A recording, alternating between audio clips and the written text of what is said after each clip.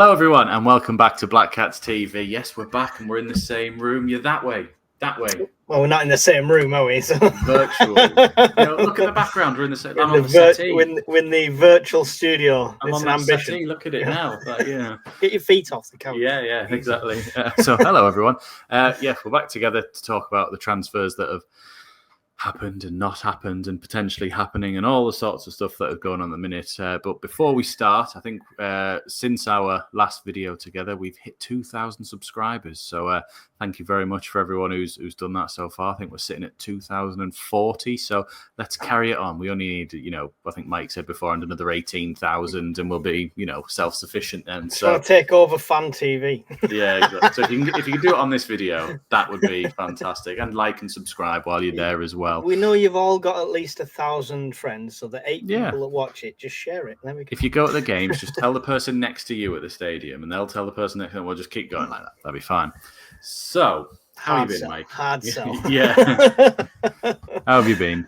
Not bad. Just non-stop as it is. I feel like I can't wait for the football season to start, so I can at least sit down for 90 minutes every week and just enjoy the football.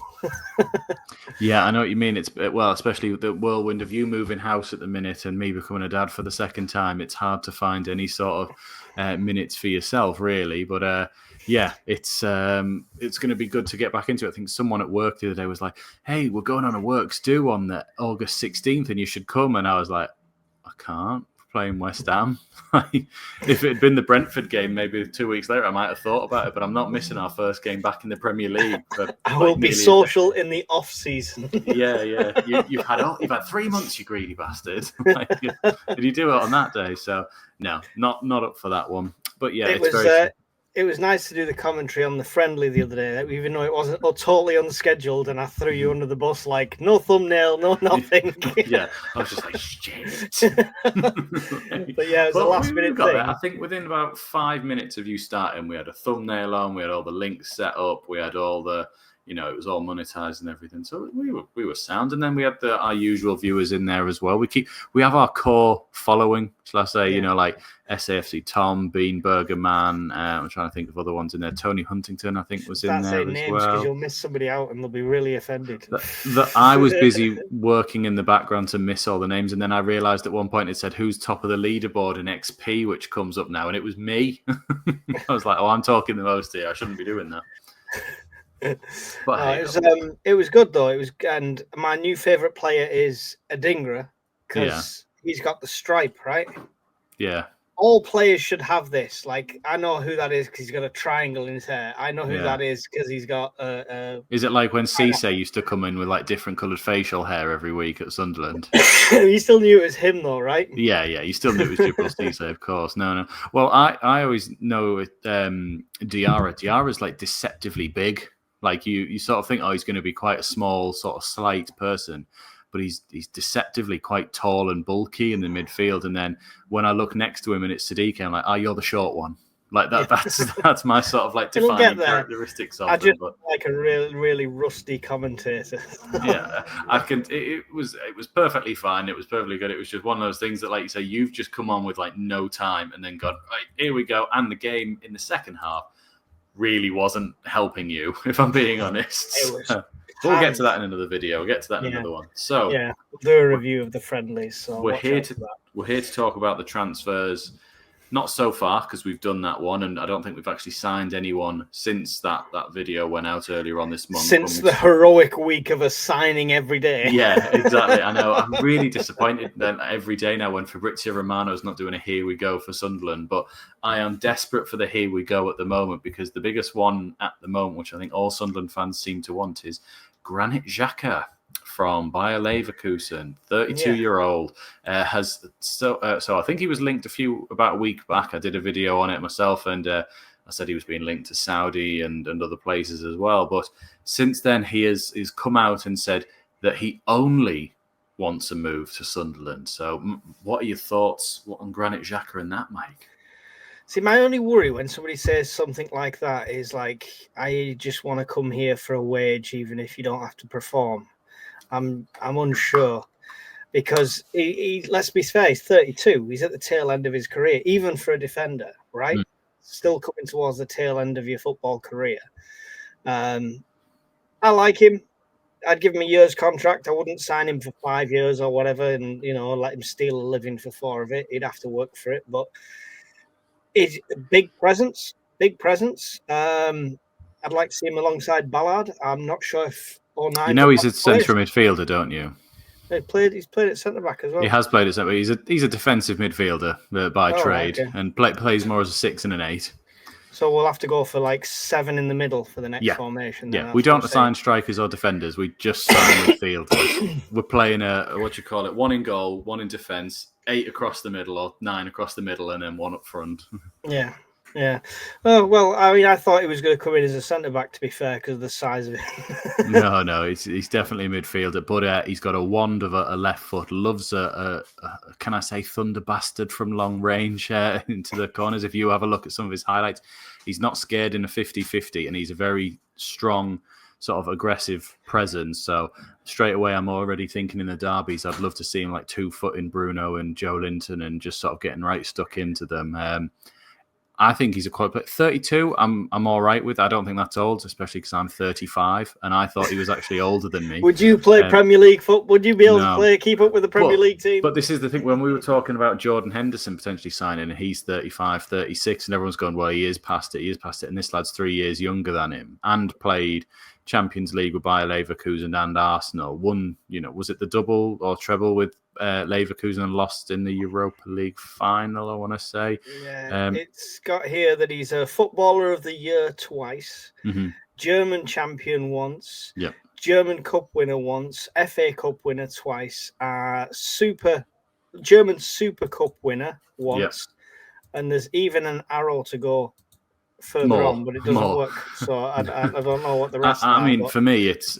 I think it's a no-brainer, and I think the rumours of a 3-year deal, which we've apparently offered him, is perfectly acceptable, because I think he's at 32. He's not going to be crawling around the pitch. He's not old at 32, and if later on his legs do start to go, that's when you drop he could be a grandparent of half of our compared squad. to the rest of the team. Yeah, the rest of the team are made up of like 17-year-olds, like. Chris Riggs half his age, for fuck's sake. Exactly. But, he could be Riggs' dad. Probably. But especially from this area. No. I think it's a no-brainer. You've got to go all out for Granit Xhaka. Just we were talking about Henderson as well for his leadership. This is leadership, but quality enough to be playing, potentially even captaining the side. I feel like my biggest concern is I don't want to get lots of ex-Premier League players. You want Premier League experience, but the reason he dropped out of the Premier League, you could say that he wasn't up to that pace anymore. He wasn't up to Arsenal's standard of Mikel Arteta and what they wanted to do. When you consider they took him out and they brought in Declan Rice, like that was their like-for-like replacement for him there. I still think he would have done an amazing job at any other Premier League club, and the fact that we're going in for him and he wants to come here is massive for me, and please make it happen. Why? Do we know why? Has he got any ties to the club or anything like that, or other players here? I think, he's played in England for a good 8 years of his career, and so I don't know if he's still got family in the sort of country or living there. But we just keep saying that he just relishes the challenge, and we keep hearing about when we sign players the ambitious project. Yeah. We might have just sold him on it. And I think he's a player. Do you remember he was the one that when he got subbed at Arsenal a couple of times under Emery, he got booed off by his own fans and was like cupping his ears to them and fell out with the Arsenal fans. And he did win them back in the end, and was a solid player. I think he's a player that wants to be loved. And I think the way he plays football is like the closest sort of modern day version we could get to someone like a Kevin Ball or a Lee Catamol-esque sort of thuggery in the midfield, but still with the ability, if you get me. And I think he would, if he hits the ground running, or if he plays well and starts winning those games and playing really well, I think he'd be adored by the Sunderland fans. I really do. And I think that's when he plays his best, when he felt loved by a fan base. Yeah, fair. And I think, he's going to bring a wealth of experience in, but I just, after seeing them 4 midfielders together the other day, who'd you drop? Well, we're gonna have some quality on the bench. They're probably gonna go back to what did we play last year? 4-3-3, and we, apart from last year, it was Neil, Job, and Rig. You're probably going to sit there now and go, is it going to be like Xhaka, Diarra, Sadiq, possibly Enzo three in the middle? You mean? Yeah, and then Enzo out left. Maybe if Mundle's injured, and we'll get on to the next player who could have played out on the wing that we didn't sign in the end. But I keep looking at Talby as in like I think he's quality, but I don't think he's a straight starter yet. Do you know what I mean? I think he's he's got some dust to wipe off. Yeah, I think. Yeah, I know he plays Champions League for Club Brugge, but there's something about that. I'm like, I think you're there to be like sort of pushing to start and potentially grow and into a better player. Like if you ask me, it's Mundle and Adingra. At the minute, that's my two wingers. Now, Mundle's obviously injured, and we don't know how long for. So then you go, right, Talby and Adingra. Then you go, well, after that, is it Enzo out there? If you have to force him back out there again, does Enzo sit in the middle? And because he's been playing great in central midfielder instead of someone like, say, Sadiq if he's out, or Diarra or Xhaka. You know, like we've. Yeah. And then Neil, your favourite player, isn't even getting a look in this when we've mentioned this team so far. I hope he raises his game with them, but I think he's got the best people around him, I think, to get better. But, it's a nice problem to have, right? Yeah, it's the best kind. Yeah. Right, we've done 10 minutes on Xhaka, so what we're saying... We were talking about our self-promotion, if I'm being honest, but yeah. Yeah. 27 minutes of us trying to get you to subscribe, and then 2 minutes on transfers. Exactly. Just pressing that button again there, just doing that one. We both want him. Yes, we'd both say yes to him. I'd say year contract. You're happy to sign him for 27 years. Yeah. I'm happy to sign him until 2027. So 2028 possibly. I really hope it does, but there's just something that tells me it's a bit pie in the sky, and I don't think we quite get it. Not because he doesn't want it and not because we don't want it. I keep seeing Ten Hag saying, we're not selling any more players. We've already sold 2 and I don't want to. So he's a new manager, and for the owners to then go over his head and go, yeah, we've just authorised it, is a bit of a weird statement when he's only a month into the club. Has he got a release clause? Do we know? No, he doesn't. No, nothing like that. I think we went in initially with like an 8 million. That was the sort of touted out price at first, and I think we might have to move up to almost double that to get him. But I think he's worth it for his experience and, you know, general leadership skills. Really do. So I really hope it happens. We've come on from the model of only signing 12-year-olds. Yeah, or if they were anything over the age of 24, they had to be free. That was the one. I know we touched on him just briefly there when we were talking about wingers. I want to quickly move on to Armand Laurente. I think that's how I say his name. So Fabrizio Romano the other week had reported that, you know, it was a here we go. He's travelling to meet the team. He's a winger from Salisu, can play as a forward as well, primarily in off the left-hand side. I think it was, you know, a direct competition for Mundle and had done really well in Serie B. And after a few days, Fabrizio again had put that his move had collapsed to Sunderland after the player had travelled for a medical and his, you know, contract signing on Saturday, and he's going back to the club in Italy, Sassuolo. Sorry, I can't keep saying it. Is that a medical fail though? So this is the thing. We've got two different narratives have come out from this that I keep seeing on there. One of them is, he's failed his medical, and, you know, everyone just goes, oh, he's failed his medical, and like no one asks any other questions about that. It's just it's done. He failed his medical, you know, and that can be a number of things from, you know, medical conditions that have not been, you know, discovered or anything, to pre-existing injuries that, you know, just haven't quite healed properly, or could be weak spots, you know, things like that there. The other narrative that keeps coming out is that they heard about Mundle's injury when they were out in Portugal. Now, we don't know how long Mundle's going to be out for, but he did put out on Instagram that he'd had surgery. So it's probably not going to be a quick fix. In hearing that Mundle was injured, agents, probably primarily more than him, tried to renegotiate the terms with the club that they'd already agreed. I don't know if that was for more wages, more bonuses, higher fees for the player and for them, because they felt we were in a position where we needed him and we had to go for him. Now, I don't know if this is true. Those are the two narratives that keep coming out. But within that, Sunderland then just pulled the plug on the whole deal, just saying, no, we're not interested at all now. We cancel the whole thing, off you go, which is a far cry from when we were just begging Wigan to sell us Will Grigg for just any money whatsoever, that we've held firm, if this is true. Yeah. I looked up the agents, actually. Mm-hmm. Sport Royal Management. Okay. And he's their biggest fish. Right, okay. So his market value at 15 million euros, allegedly. The next one up from that is 250k. Right, so it's quite a big... This could make or break their entire agency business. Yeah, so, and it shows an inexperience of how to deal with players and clubs. They've lost out on that deal, haven't they? Imagine how much money they've lost. Well, and he's then going to be a Premier League player, potentially, doing even better and getting future moves as well, because I'm not shy to say that when we're signing some of these players, this could be a stepping stone for them to go on to bigger and better things. Look at Joe Bellingham as well, Tommy Watson to an extent as well, using us to get a sort of better move for him.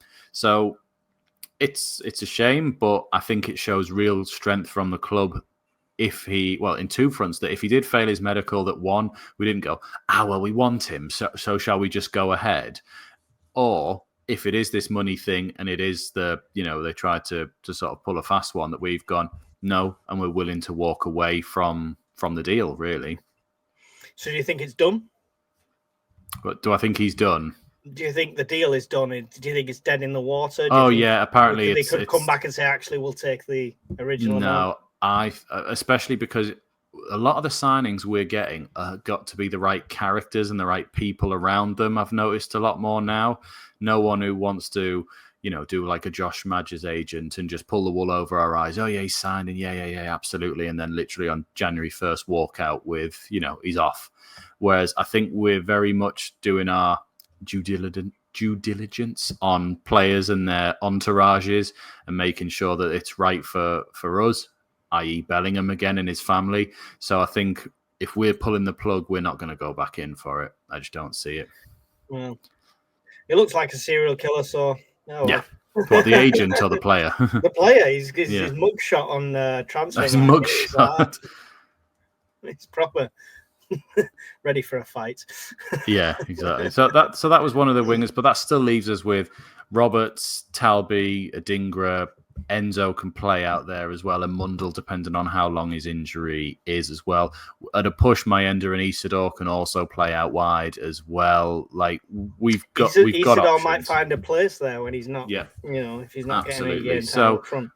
We've still got other options, and I think that again shows a bit of strength of us. If it was the injury thing, or if it was the medical thing, or if it was the financial thing. Yeah. Hopefully it was the medical, because our physios seem to be able to pick up things even Liverpool physios can't pick up. So, Yeah, exactly. So we're not. We've got a good medical team. Again. Yeah. Well, we say that, and then every year we go, "Why is there so many injuries?" But hey, that's we'll get to that point in probably October, November time. Anyway, that's the coaching and the training staff, though. Probably it's conditioning that gets them injured. The medical staff get them right again. Fair point. So I think one of the other ones I mentioned the other day is I can't remember his first name, but Lucchini from Bologna. John, nice and easy. It's John Jhon. Jhon Lucchini. Sean. Yeah, centre back from Bologna. I think he's like mid-20s, I want to say. We keep getting linked to him without any sort of 27. concrete. 27, I was wrong. Without any sort of concrete offers going in, nothing from Keith or from Fabrizio or David Ornstein, who was the one who announced the sort of Xhaka one was on there, really. So, I mean, I had my say on him the other day, but what's your thoughts on Lucchini, Jean? I mean, I'm not going to lie, I didn't know him. I've had to look at him, see who he is, sort of thing. Mm-hmm. I know Galatasaray are also interested in him. Mm-hmm. So if there's interest from other big clubs as well, that's always a green flag for me, sort of thing. But he's not had a massively productive career. Just goals and assists, or is this just clean sheets as well? It looked like he had several seasons out. Mm-hmm. So I've got season 15 to 16. That's nearly 10 years ago now. Also, That it is. That makes you feel old, doesn't it? Yeah, it's just his stats are all over the place. So he was 17 at that point. Yeah, it's like one game. Well, for a 17-year-old. Then he goes and does 32 games. Yeah. The JPL, then back to 3, 2, 1, 5. So it smells like injury. No. What was it last season then? What's the last 2 or 3 then? What have they been like? So the last season, Serie A, 32 games, 1 assist. Sure. But he's a centre back. So he's a centre back, yeah, exactly. 8 yellows, 1 red. Oh, I like him. Yeah. Get him. Sign him up now. Him and Xhaka, 2-footing people. Absolutely, yeah. All I want. 29 and 33 the last 2 seasons before that. Okay. So he's found his consistency more recently. 1 goal in the UEFA Champions League. Oh, legend. Get him. There you go. Sign him up. I mean, yeah, he's getting regular football now from 22 to 25 in Serie A. So he's got to be good. I don't know much about him, so I really can't stand here and judge. I think he's Colombian, so we don't have to worry about AFCON. Yeah, it says place of birth, Cali, Colombia. Yeah. So I saw someone the other day say, though, if you remember from the dark days of League One, if you had 3 or more players out on an international break, you could request to postpone games. Right. Okay. Because your team's... So I don't know why. I just get this feeling that we're going to just suddenly ask the Premier League for a mid-season break in December till January. Just go, no, we're not doing any of them. That's when we play the other Northeast team as well in December. Exactly. No, I mean, I'm not saying we would do anything like that, but, it's just funny that you go, actually, yeah, you can do that. Like with a certain amount of your players are missing, but...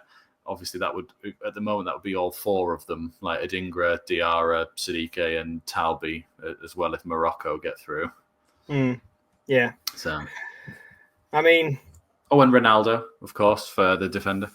A £22 million euro apparent value centre back. I wouldn't say no to him if he was going to come. I don't know enough about him to say yes. This is a great signing. It's the money we have to pay nowadays, though, for players, as you've clearly seen from the other signings. That is the going rate of decent Premier League players, I imagine. I hope it's just the mugshot, but he's looking a bit like the guy from Goonies. The Hey You Guys. Yeah. But yeah. What do you think? Do you know more about him than I do? I mean, I'll link the previous video at the end of this one where I sort of spoke a bit about him. I went through some stats there. But, I mean, for me at the minute, I think we need almost any centre-back because we've got Ballard, who was obviously our best centre-back, but 09 is still injured. Jensen Sealt's been doing well in the pre-season games at centre-back, but he's not a Premier League starting centre-back for me. And that's it. Apart from Elise, potentially, but he's made of glass, plays about 5-6 games, and then he's out for an extended period. I could imagine you would see Ballard and Ronaldo starting at centre-backs, and then possibly Sirkin and Hume, potentially Huggins if he's playing. You go Hume out left and Huggins out right, but... It's Reynaldo, whatever it is. Yeah, is he a centre back? I thought he plays left back and left centre back when Atletico played as a 3. So I'm sort of saying shoehorn at that moment. But like I say, when you've only got 2 fit centre backs, one's Jensen Seal and the other one's Dan Ballard. We don't need it. We only need 1 at the back. The rest are in midfield, so it's fine. Exactly. We're playing 8 across the middle. And then Dan Ballard in behind them just for headers from corners. Still no strikers, though. No, still no strikers linked. But I think that Laurente one could have played up front as well. But that's the same as Isidore and that's the same as Mayenda. That our profile tends to be players who can play in multiple positions. Really, like if you think of everybody, Diarra can play anywhere up and down the middle, including centre back. Siddique can play, anywhere through the middle and. A full-back role. Hume can play either side, Huggins either side. The Sunderland utility team. Pretty much, 09 can play anywhere, that sort of thing. Isidore, I could go on, but I won't. And then the only other one, I think it's one that's sort of dead in the water really was, I get his name the wrong way around each time. It's either Gonzalo Garcia or That's the right Garcia way. Gonzalo. It's One of those two. Gonzo. Yeah, he's the centre forward. Yeah. Gonzo, straight from the Yeah. Muppets. Yeah, exactly. Well, that's not what I thought when I said Gonzo. But anyway, so he was doing really well for Real Madrid Club World Cup. I think he scored 3 or 4 for them during the tournament. Obviously had a bit of a breakout spell, and the rumours of a bid from multiple clubs, including Sunderland, had come in. But I think everyone, including us, has been given the old hands off. You know, you're not even, we're not even going to entertain any offers. And I think there was a rumour of about 30 million because of his age and his potential. But I don't even think it's a non-starter for me, that one. He's a player I'd obviously love to have. 36 games in Primera Federación GR2. Mm-hmm. I know 25 goals and 4 assists. That's not bad for 36 games. No, exactly. And obviously now at one of the biggest and best clubs in the world, they obviously know an eye for a player when they see one. So I think it would have been good. It really would, but I think again that's just too far, Tony, and all that. Too far. So we don't believe that's happening. You'd have him, but it's not. Oh yeah, absolutely, I'd have him. But until I get a here we go from Fabrizio or anything like that, I don't believe it. Anything. Do you remember last season when we used to have to work out players we were signing, like for the last 6 years ourselves? Even Philly down at the Stadium of Light announcing Defoe, and now it feels like I'm just sitting there watching Keith Downey and Fabrizio's X pages just on refresh, like, come on, talk about us. Yeah, that's not the last one though, is it? Oh yes. I mentioned, you did mention there's one more. Yes, I'll let you go. It was that Abdoulaye Doucouré. And upon looking at this, it was also rumoured around the beginning of July as well, through the Chronicle. It was, and stuff like that. Now, he's without a club. Mm-hmm. How old is he? 34, 35? He is 32. Oh, so same age as Xhaka. So that sort of profile. He is a utility player, as in he's mainly a central midfielder, but he's played attacking midfield. Mm-hmm. He's played in the number 10. He's played as a centre forward. He's defensive midfield. He's even played on the right as well. So he was one of Everton's better players for the last few years. I think he was a great player for Watford before that. Yeah. Well, for Everton, he got 33 games last season, 3 goals, 2 assists, 2 yellows. Season before, I'm sure he scored a goal on the last day to keep them up when they beat Bournemouth, I want to say. Yeah.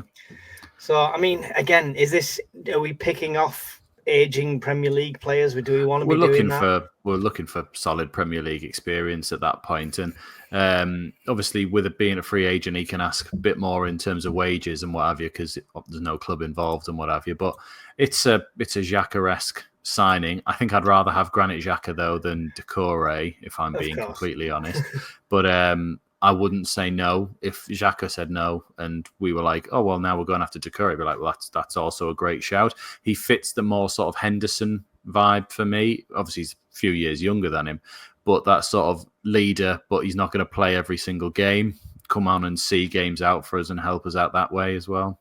Yeah. I might be being harsh and he might be a starter, but when I'm looking at Siddique and Diarra and Enzo, do you know what I feel like? I feel like he'd be an absolute asset when we play the top teams in the Premier League. Mm-hmm.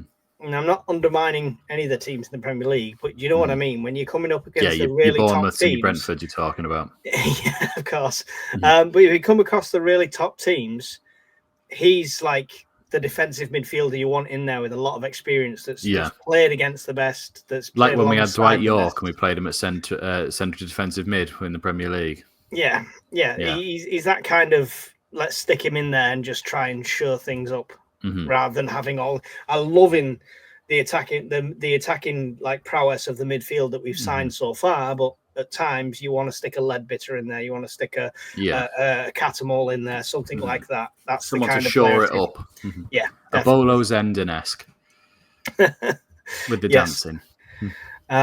So yeah, that's it. That's all I've got. Some good ones. Yeah, no, well, I think, to be honest, it has kind of dried up this week. I don't know if Sunderland have just taken their foot off the gas, really. It's really annoying. Dreyfus has gone to his piggy bank and said, what's left? Yeah. He's like, what can I get for this? Mom, can I have some more, please? We were told them we'd sign one every day. That week was mental though, and it was just like, oh yeah, it's Siddique, it's Talby, it's Adingra, and it was just like, whoa, hang on, I can't even keep up with all this. Is it because Leeds have stopped looking for players, so we can't? Well, Leeds find have anyone? signed a few, but they have changed their. I think they've gone for like 26, 27-year-olds, and a few more experienced in it than that. We're still looking at the younger age or the older age for experience, if you get me. We're not in the middle sort of bracket. We're either young potential or we're older experience. Yeah. Well, I'm sure there'll be 356 more rumours in the next couple of weeks. So. And we will discuss all of them. We'll certainly try to anyway. What's happening with Ahmad? Is it? Yeah, Ahmad signed. Yeah, that's right. Yeah, we'll put him on the thumbnail and just go, deal done, that sort of thing now. We've got Adingra now. We don't need Ahmad anymore. until when Man United get relegated at the end of this season, we'll buy him then. When he's cut price, that's what we're waiting on that one. Then we'll have Adingra and Ahmad on either side. Sounds good. Sounds good. Just need somebody in the middle to put the goals in. Exactly. Someone else from another team. Nicholas Jackson from Chelsea when they get relegated. Anyway, so that's it. So thank you for joining us for another sort of transfer video. We do like to talk about them, and please like and subscribe and all that wonderful stuff. Mike, do you want to say your goodbyes? Yeah, I can't believe anybody's still watching, but goodbye. Thanks for listening to us ramble for 30 minutes nonsensically. Yeah. We've done an hour before. Baby this is brain good. And moving house brain here trying to figure out the football. So, we've done an hour before, so this is actually pretty good, really, to sort of cut it down to this one. We're policing ourselves for you guys. So the least you can do, subscribe, like, all that wonderful stuff, and I'll see you in another one. Yeah, and echo exactly the same as Mike said. So we'll see you on the next video. Take care now. Bye-bye.